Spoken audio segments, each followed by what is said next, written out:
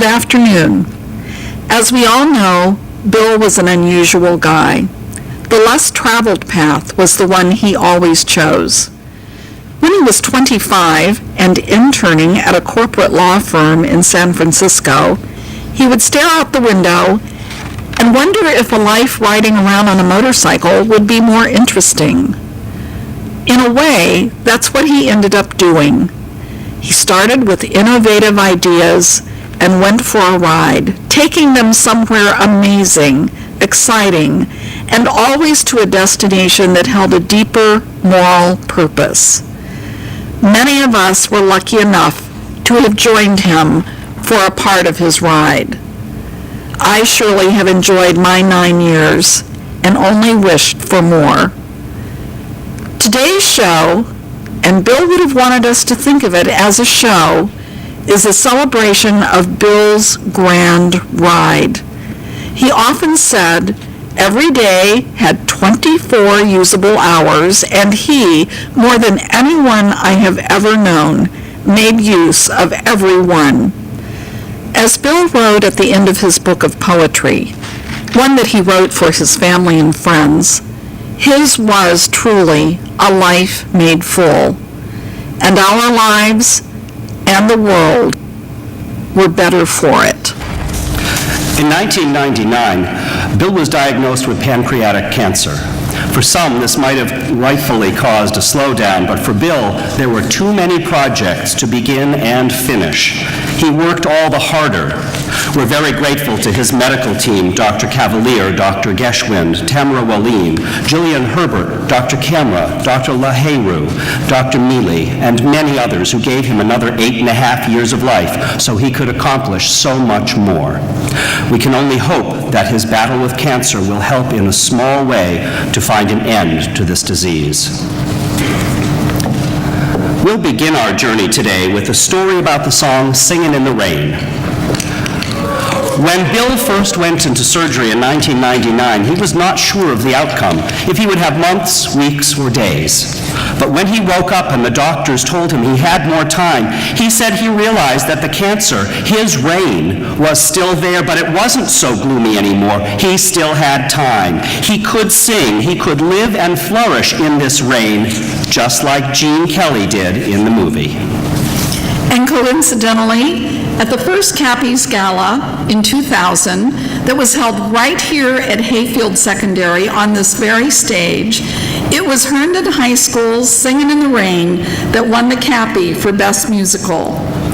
Now performing Singin' in the Rain are two Cappy students, Joshua Barrett, a current student at Robinson Secondary School, who will both sing and tap, and tapper Molly Dickerson, a 2007 graduate who won her Cappy for Millie in South County's thoroughly modern Millie.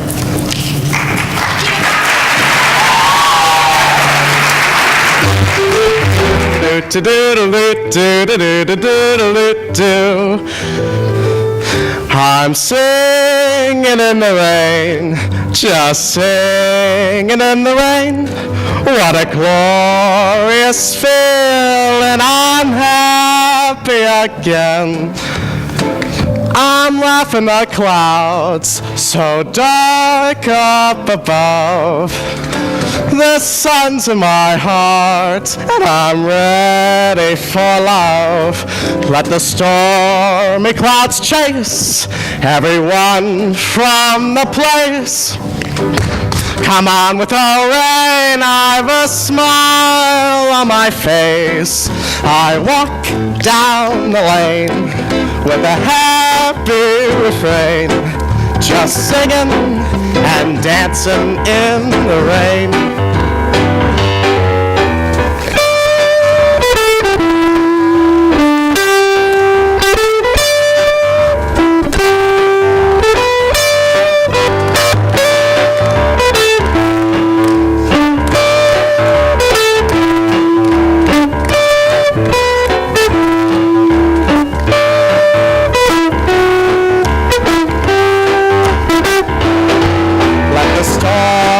Clouds chase everyone from the place.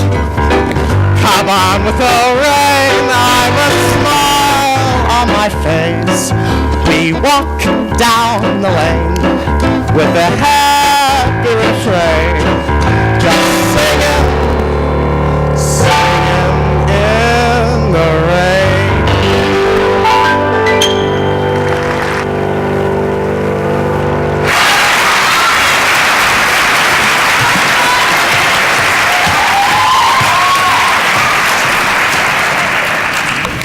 Thank you, Joshua and Molly.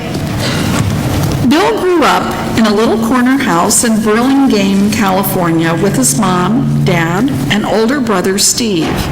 Like any normal kid in the 50s, he played wiffle ball in the backyard, camped out under his favorite bush, and biked to school every day. He learned early on to appreciate unconventional humor and satire by listening to Tom Lehrer and Godfrey Cambridge. His mother was actively involved in local civic projects and national political campaigns, and she introduced Bill to the world of public service. She instilled in him a powerful sense of moral justice. In high school, Bill spent a year as a page in the Earl Warren Supreme Court, where he was fascinated by the deliberations.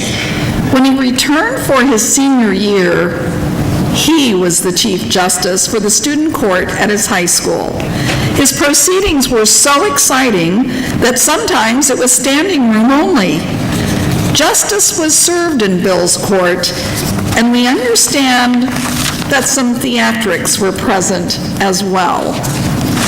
One of Bill's classmates tells about playing Bill in a satirical skit about the senior assembly, about Bill's infamous student court. The friend was afraid Bill would be mad about the public ribbing, but Bill laughed the loudest. He didn't mind the fun as long as justice was being served. Good training for the Capitol steps. Speaking to Bill's strong moral compass, another high school classmate tells about a track meet where Bill literally stopped the proceedings because he felt a student was being treated unfairly. The judges had declared a runner to have come in third when Bill, who'd been standing at the finish line, could see that the runner was actually second. Bill stepped out onto the track, refused to let the meet continue, pleaded with the officials, and implored the fans to step up to the truth. Bill won his case, and his high school's team won the meet by 1 point. Later on, when Bill was in college, his mother once again exposed him to another side of the world, the entertainment world. She was the public relations director at the Fairmont Hotel in San Francisco, booking famous performers in the Venetian Room, such as Ella Fitzgerald, Louis Armstrong, Patti Page, and Benny Goodman. Bill got to know many of these performers from his unique ringside seat. Perhaps these experiences gave Bill the sense that the stage was an okay place as a life platform. Now, to talk about Bill's years in college and graduate school at Harvard, here's Dick Zeckhauser, Bill's thesis advisor, professor, and mentor.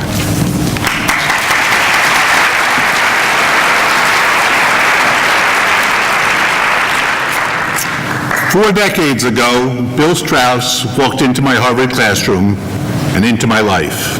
I've been asked to talk about the Harvard years, but Bill really never left Harvard, and as for many of you, he never left my life. Bill kept his Crimson connection by returning regularly. When the Capitol steps came to Cambridge, Bill stepped on stage and packed our largest auditorium to the brim. But Bill's true long-term Harvard affiliation was metaphorical. He always maintained the quest for ideas, the creative passion, the opportunity to explore new fields that he had found as an undergraduate. You probably know best his books and his songs. But starting when he was in the initial hothouse class of 18 at the Kennedy School, I was often treated to his penetrating, original, and to be fair, at times offbeat ideas on policy matters. Frequently, they push towards the future on issues such as education, savings behavior, and Social Security. Judged by grades and honors and things that are recorded on certificates, Bill was an excellent student at Harvard College, Law School, and Kennedy School, from which he secured his hat trick of degrees. But Bill was also an excellent student in a distinctive way that a professor only sees a few times in his career. He had a quenchless thirst to understand the world, to understand it in a way that none had done before. His questions were probing. His ideas always represented bursts of insight. David Reisman, perhaps the most famous Harvard professor when Bill was an undergraduate, identified the little engine that could as the story that best encapsulated the American spirit. Bill was the quintessential little engine. For him, no mountain was too high to climb. Bill in the classroom was a mind always seeking to escape, always pushing himself and the teacher. But as a thesis writer, Bill was a mind on the freeway in double overdrive. I still remember him coming into my office, almost too excited to speak. Quote, "I want to write a thesis on how entrepreneurs can create a better society." That was slightly intimidating to a professor. The startling work that emerged was called A Theory of Entrepreneurship in Social Action. And that's what we've witnessed across Bill's entire life.